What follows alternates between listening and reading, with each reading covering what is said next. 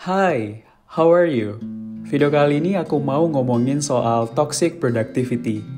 Mengonsumsi konten-konten yang berbau produktivitas atau mungkin konten-konten yang positif kadang bisa menjadi inspirasi dan motivasi bagi beberapa orang.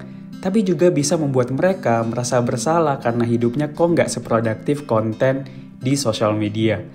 Kok hidupku gini-gini aja ya? Kok hidupku nggak seproduktif si dia ya? Kok mereka bisa bekerja maksimal ya? Kok aku cuma rebahan gitu? Padahal nggak ada hal yang perlu untuk kita bandingkan. Semoga video kali ini bisa membantu kawan-kawan semua.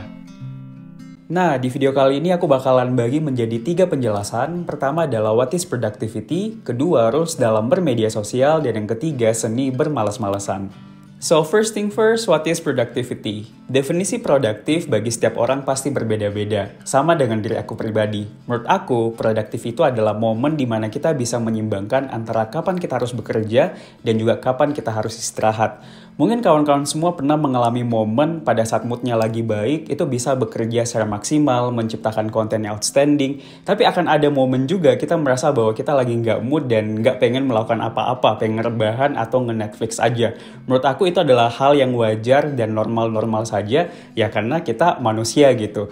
Tahu kapan harus berjuang dan tahu kapan kita harus kembali untuk istirahat. Nah, hal kedua yaitu rules dalam bermedia sosial. Kawan-kawan semua, sebenarnya orang-orang yang mungkin update soal produktivitas mereka, salah satunya adalah aku. Kalau kawan-kawan follow aku di Instagram, pasti bakal melihat updatean seputar productivity, lagi produktif kerja, entah itu di kosan atau lagi di cafe. Nggak ada yang salah, karena setiap orang punya caranya masing-masing untuk mengekspresikan sesuatu. Mungkin itu adalah cara untuk mereka bisa mendapatkan kebahagiaan.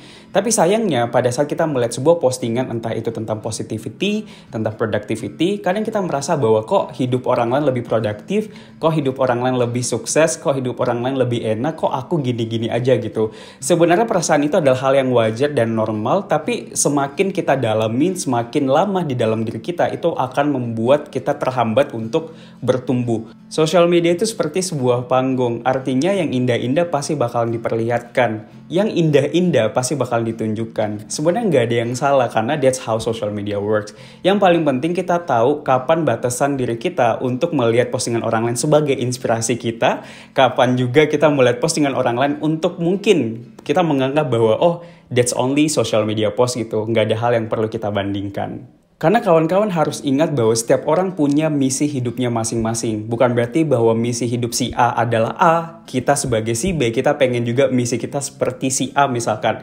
Belum tentu bisa sama, makanya different life, different purpose, and also different journey.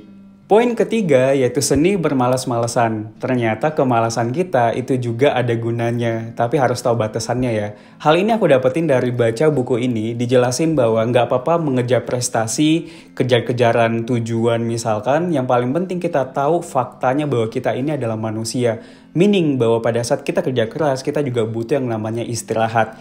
Makanya malas-malasan itu kita butuhkan karena ide kreatif, produktivitas itu butuh ruang untuk istirahat dulu. Karena jangan sampai kita menganggap diri kita sebagai robot yang sebagai money hunter banget dan lupa bahwa tujuan kita itu untuk bahagia gitu. Bukan hanya sekedar untuk dapat cash, bukan hanya sekedar untuk kejar-kejaran gitu. Tapi tahu bahwa kita ini try to humanize yourself gitu. Coba untuk memanusiakan diri kita sendiri. Makanya penting banget untuk kawan-kawan semua di sini benang merahnya adalah nggak apa-apa untuk rebahan, nggak apa-apa untuk nge-Netflix, tapi ingat deadline-nya gitu. Misalkan kawan-kawan nge-Netflix nih, nonton beberapa series, tapi jangan sampai seminggu 2 minggu nonton Netflix mulu. Ujung-ujungnya juga itu nggak akan produktif. Intinya tahu balancing ya antara kapan kita harus produktif dan kapan kita harus kembali untuk istirahat. Karena sikap malas itu sebenarnya bukan yang terlalu negatif, juga bukan yang terlalu positif gitu. Artinya ya malas itu adalah hal yang netral, yang semua orang itu harus hadapi gitu. Artinya it's okay sometimes we are being bored, sometimes kita nggak pengen ngapa-ngapain ya karena kita tahu faktanya bahwa kita manusia. So mungkin itu aja sebagai toxic productivity. Yang kawan-kawan harus highlight adalah perjalanan orang lain itu adalah perjalanan mereka karena kita sendiri juga punya perjalanan kita masing-masing. Different life, different purpose, and also different journey. Seperti biasa, semoga membantu. Thank you.